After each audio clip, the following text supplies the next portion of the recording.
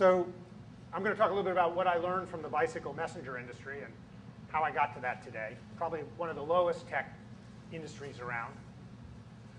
These bicycle messengers, from that somehow I got to the Federal Reserve and something to do with this company called Twitter and now Square, and here to see you guys today about 3Taps. And bit of history. Dom, you want to stand up? This guy, he's that guy.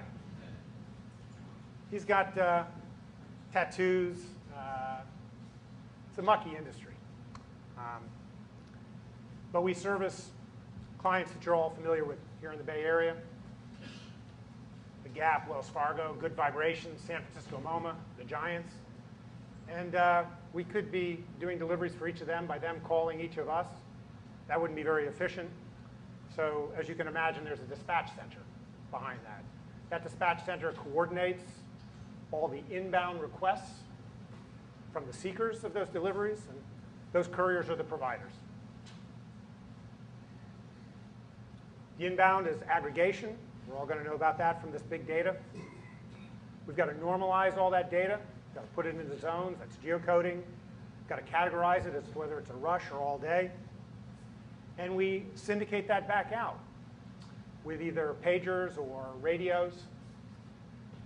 And finally, we let everyone talk back and forth to each other, where each of us is so that we can coordinate and hand off, as well as feedback as to whether the delivery got done on time. It's a very early system of socialization. We started this in New Zealand with 10 couriers. This method went from doing it for one courier firm to multiple courier firms in a market to all the markets around the world to become the largest on-demand dispatch network in the world. Real-time data of seekers and providers.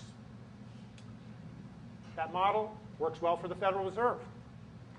When I worked at the board, we did the same thing for all the cash notes, all the checks, all the electronic payments, operating a clearing system, between all the payment systems and all the banks in the country. Now there's two ways to do this. One, you can allocate all this work, telling everyone what to do.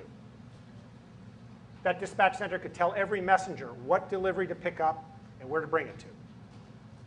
There's another way to organize the world. We call it free call. It's bottom up. You call out the work, and the messengers bid. They decide what work they're going to do. It's called free call. We know political systems. There was the Soviet command economy. Command and control, top down. The dispatch center tells everyone what to do.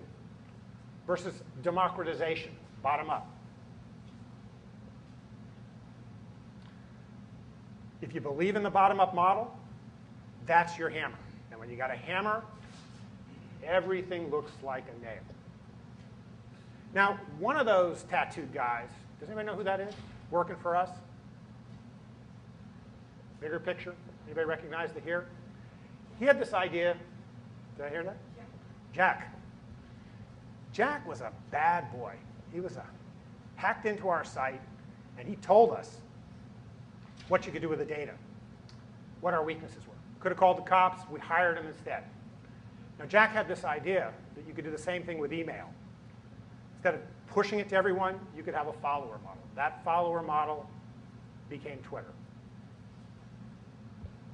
And then we did Square. Democratization of media, democratization of payments. We had one other idea, democratization of exchanges. If you took the provider and seeker model for all the sources of exchange postings in the world, eBay, Craigslist, Indeed for Jobs, Etsy, Zillow, instead of everybody having to go to those sources, what if it was like if you had one central place, a data commons where all that data was collected so that the aggregation, normalization, syndication, socialization could be in one place, accessible to all developers.